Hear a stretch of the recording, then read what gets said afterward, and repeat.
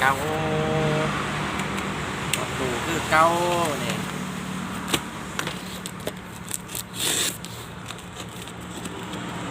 มางานคือเก่าไปเบิ่งกันอย่าลืมครับกดไลค์กดแชร์กดติดตามหน่อยเด้อเป็นกำลังใจจะเป็นกำลังใจให้งานคือเก่า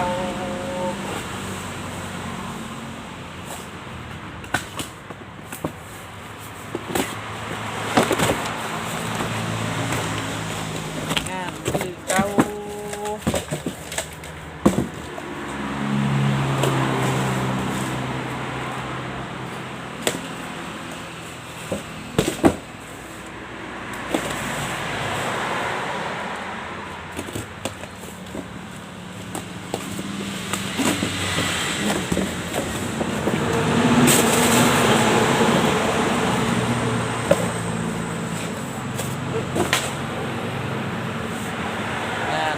เก่า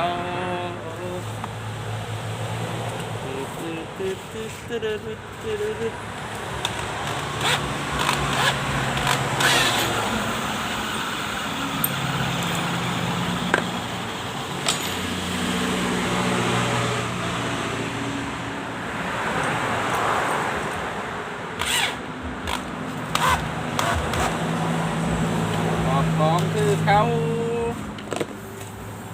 มือนี่มือนี่มือนี่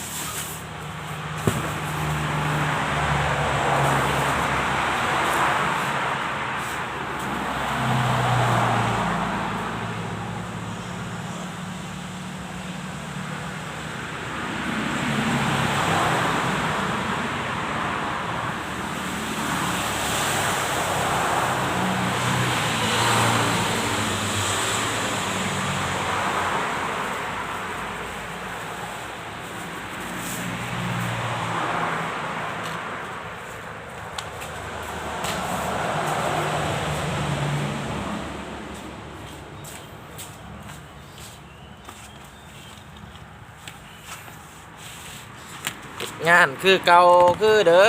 มเอามาเบิ่งอะไรอย่าลืมฝากกดไลค์กดแชร์หน่อยเด้อพ่อแม่พี่น้องสบายดีพ่อแม่พี่น้องเมื่อสุขทุกคนสบายดีและสวัสดี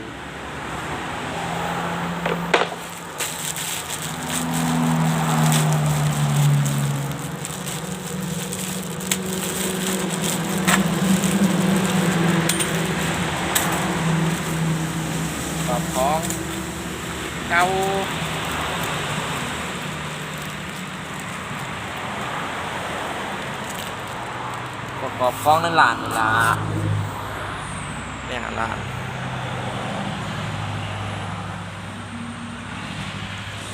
พัดลมกรอบตู้เปิดแน่จักหน่อย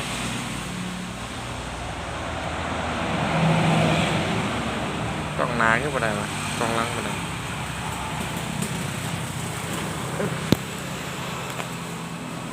มีขาตั้ง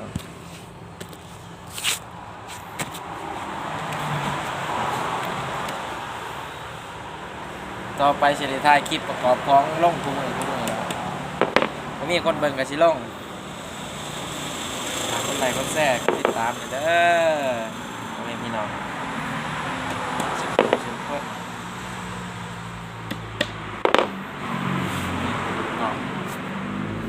ตอกปุกวัน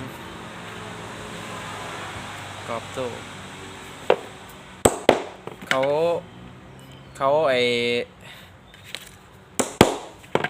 เอามาให้เขาชงมาให้เป็นแพ็คแล้วมาประกอบเอาเองกรอบปุกกรอบท้าย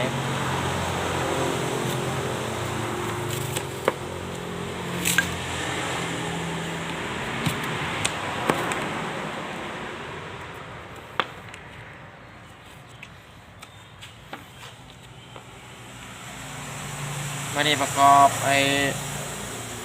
ตู้ลูกเดียววันนี้วันอาทิตย์ลูกค้าหลาย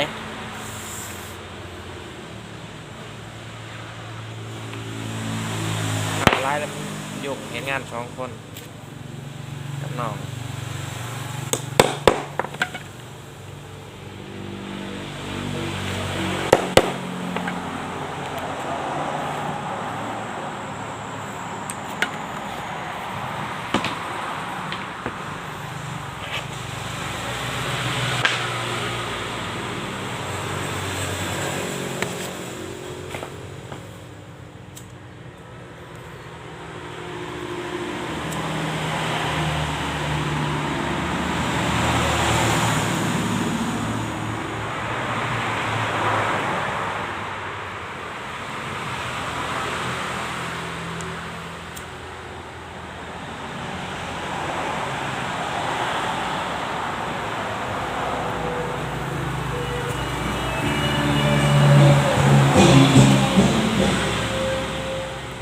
เสียงก็สิดังแน่อยู่ว่าเหตุงาน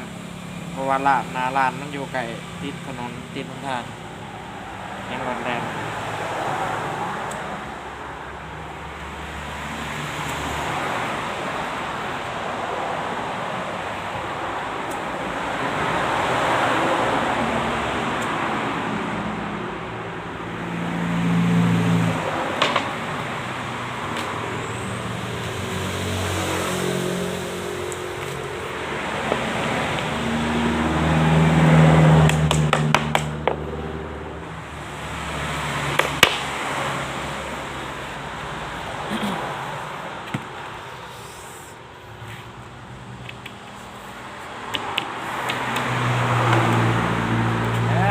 มาให้กำลังใจกัน